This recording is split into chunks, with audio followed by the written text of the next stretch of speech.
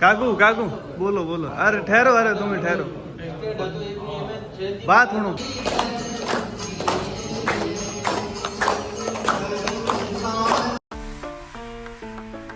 Guys स्वागत है आप सबका हमारी छोटी सी फैमिली के अंदर।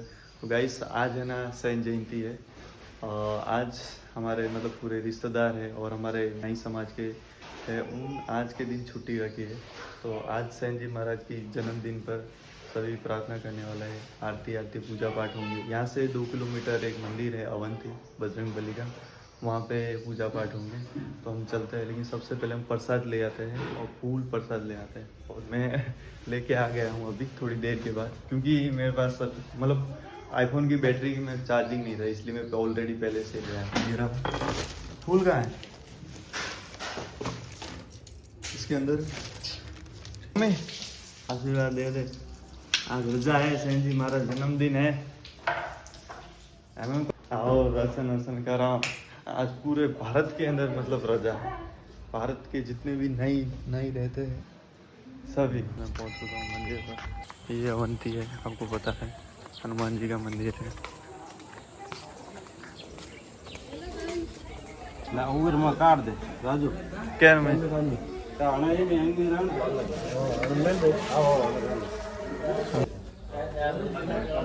ये महाराज रे हां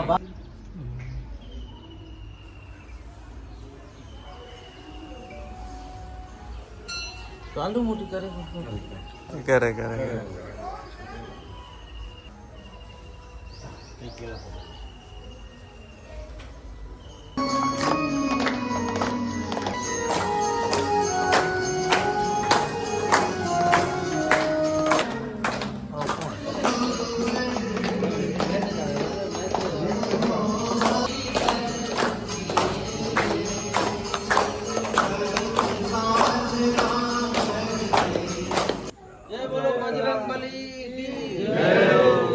नारायणी माता की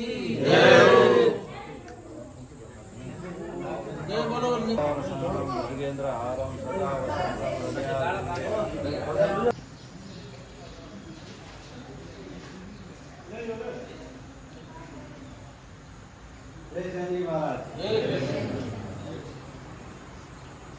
आज रोज આપણે અવંતી મુકામે ભેગા થયા છે શ્રી સૈનજી મહારાજની 726મી જન્મ જયંતિમાં નિમિત્તે। તો એ માટે આ બધા સૌ બધાએ એના માટે ખૂબ ખૂબ આપ સૌનું સ્વાગત છે। અને આ પ્રોગ્રામ અથવા આ આપણો એક ધાર્મિક પ્રોગ્રામ તો શાના માટે ઉજવવામાં આવે છે અને શું છે આજના જમાનામાં ફાસ્ટ ફૂડમાં કોઈને એટલી બધી જાણકારી ના હોય એવું બી બને જ છે। તો એની જાણકારી આપણને હોવી જોઈએ કે આપણા ધર્મગુરુ છે, મતલબ આપણે કોઈ પણ વાળામાં કે કોઈ પણ સમાજથી આવતા હોય પણ જે બી મિત્રો સૈન છે, નાઈ છે, જે આ ધંધો કરતા હોય એ બધાના ધંધો કોઈ બી કરો, હા, તો કોઈ પણ ધંધો કરો પણ હવે એની મહાત્મા આપણને ખબર હોવી જોઈએ કે શાના માટે છે એમ। અને કેમ કે ધીરે ધીરે આજની જનરેશનમાં શું છે કે કોઈ જાણકારી એટલી બધી લેતા નથી એટલે ખબર ના હોય। તો આપણે આ જે પ્રોગ્રામ કરીએ છીએ ધાર્મિક, તો એનું જાણકારી બધાને હોવી જોઈએ। તો એની જય સૈનજી મહારાજની જય નારાયણ માતા। આજે હવે એટલું બધું તો મને નથી જાણકાર, પણ જેટલો છે એટલો તમને કહી દઉં। સૈનજી મહારાજ એક આપણે સંત હતા, આપણે સમાજના માધવગઢ એમપીમાં, માધવગઢ એમપીમાં આવેલું છે, ત્યાં એમનો જન્મ સ્થાન છે। હજુ કોઈ काकू काकू बोलो बोलो। अरे ठहरो, अरे तुम्हें ठहरो, बात सुनो, बात। સંત હતા સૈનજી મહારાજ। કોઈ બી એમને ત્યાં આવતા એમની સેવા પૂજા, 2 જણા ધણી, 2 જણા સેવા પૂજા ફૂલ કરતા ભગવાનમાં। તો એક દિવસ એમને રાજા ત્યાં જવાનો વારો આવ્યો, એટલે ત્યાં એમને ઘરે સંત આવી ગયા। સંત આવ્યા એટલે સંતની સેવા કરે કે પછી રાજા તઈજી અલકારો આવી ગયો બોલાવા કે રાજા સૈનજી મહારાજ તમને ત્યાં રાજાએ બોલાવે છે આજે। તો સૈનજી મહારાજ કે હવે મારે ઘરે તો સંત પધાર્યા છે, હવે સંતોની સેવા કરું કે પછી રાજા થઈ જાઉં? એટલે એમને ઘેરથી કીધું કે તમે આપણે સંતોની સેવા કરો। રાજાને તો હવે જે બી થશે હવારમાં જોઈ લેશું. પણ આપણે સંત આયા છે તો પહેલા સંત સેવા પછી રાજાને દે.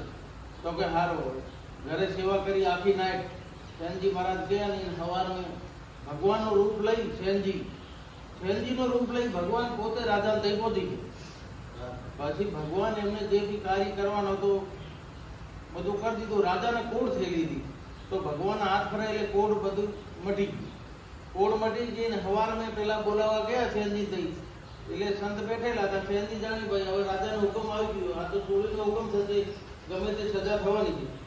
પછી પેલા બોલાવવા કે એટલે સેનજી મહારાજ બધા સંતોને કીધું ભાઈ જીવતા રહેશું તો મળીશું ભાઈ, એ તો પછી આગળ સ્વર્ગમાં મળીશું. હવે રાજાએ હું એ કરે હુકમ આવે હા સજા આલે એમ કરીને પછી સેનજી મહારાજ ગયા રાજાને થઈ. રાજાને થઈ ગયા તો રાજા પોતે સેનજીને પગે પડી ગયા.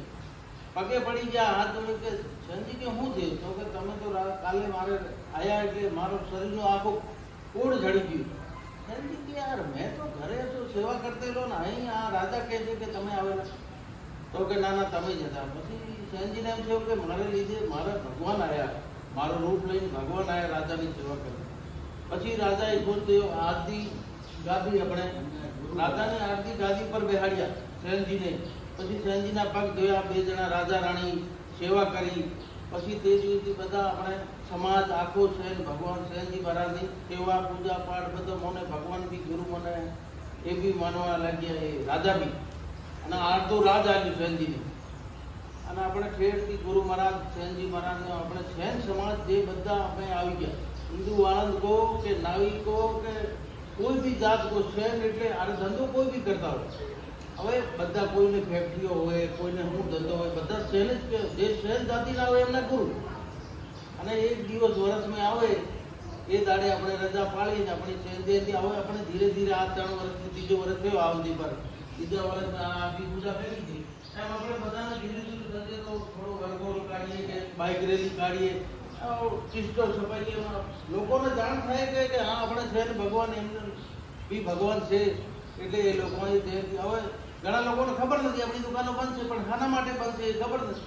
પણ એવું કંઈક કરેલો હોય કે હમણાં બાઇક રેલી કાઢી તો બધા લોકોને ખબર પડે કે આજે એમને ભગવાનનો ગુરુનો તહેવાર છે એટલે આ લોકોએ રજા કરી છે. એમ કરીને ધીરે ધીરે આપણે બધાનો સાથ સહકાર હોય તો ધીરે ધીરે આજે વધી આપણે અને અહીં લીમખેડા બીજું વધારે હવે આપણા બધાની બધી જાણકારી માટે બે શબ્દો આપણે ચેતનભાઈને વાત કરીએ કે સમાજને આગળ વધારવા માટે શું છે આપણે ઘણા સમયથી કહેતા જ આવ્યા છે કે કરવાનું છે પણ ખરેખર શું લાઈન જોડી ખરેખર કેવી રીતે આગળ વધારવાની છે તો એની જોડી કંઈક રૂપરેખા હોય તો એના રસ્તા પર ચાલીએ. એ તો શું થાય કે પછી લોકો આવે એકાદ 6 મહિનામાં 1 વર્ષમાં મિટિંગ થાય એ બી થતી નથી. તો આ એક એકતાની જરૂર છે આજના સમયમાં. આજે તમે લીમખેડા આવી દેખો કે એકતા શું છે. બધાને આજે સેન જયંતિ નિમિત્તે હાર્દિક શુભકામનાઓ.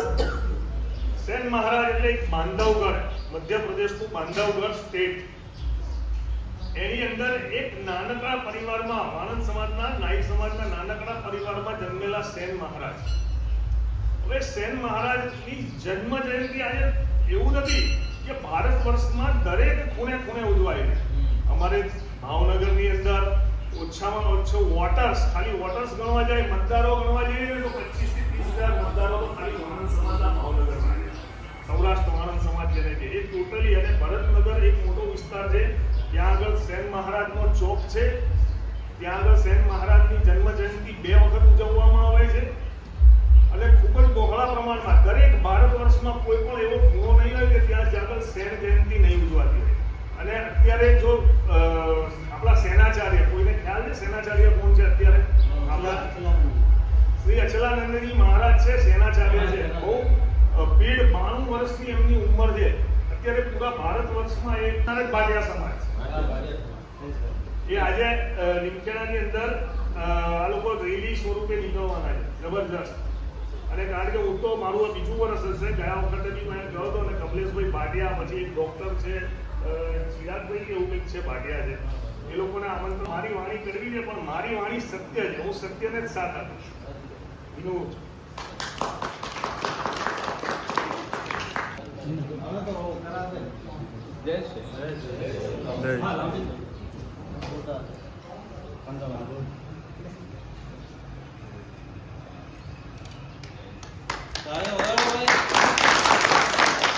કે હું એમનું સન્માન કરું છું પૂરા પહેલા દીકરાનું. હા